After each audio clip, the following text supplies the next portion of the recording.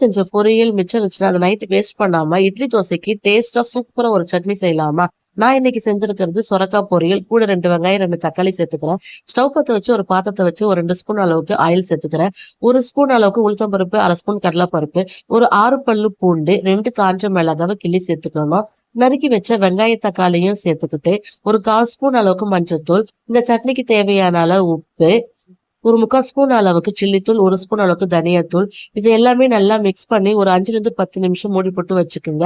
ஒரு அரை பத்த தேங்காய், ஆல்ரெடி காயில தேங்காவும் கடலைப்பருப்பும் சேர்த்ததால நான் கொஞ்சமா சேர்த்திருக்கேன். மீதி இருக்கிற பொரியலையும் சேர்த்து லைட்டா மிக்ஸ் பண்ணிக்கோங்க. குக் பண்ணணும்னு அவசியம் இல்லை, காய் ஆல்ரெடி குக் ஆகி தான் இருக்குது. இதை ஒரு மிக்ஸி ஜாருக்கு மாத்திட்டு நல்லா அரைச்சி எடுத்துக்கோங்க. தாளிப்புக்கு ஒரு 1 ஸ்பூன் அளவுக்கு ஆயில் ஊற்றிட்டு 1 ஸ்பூன் கடுகு உளுத்தம் பருப்பு, 2 காஞ்ச மிளகாய், கொஞ்சம் கருவேப்பிலையும் சேர்த்துட்டு சட்னியில ஊத்திக்கிங்க. அவ்வளவுதான், சூப்பர் அண்ட் டேஸ்டான சட்னி ரெடி ஆயிடும். மீத இருந்தா வேஸ்ட் பண்ணாம இதே மாதிரி ட்ரை பண்ணி பாருங்க. டேஸ்ட் சூப்பரா இருக்கும்.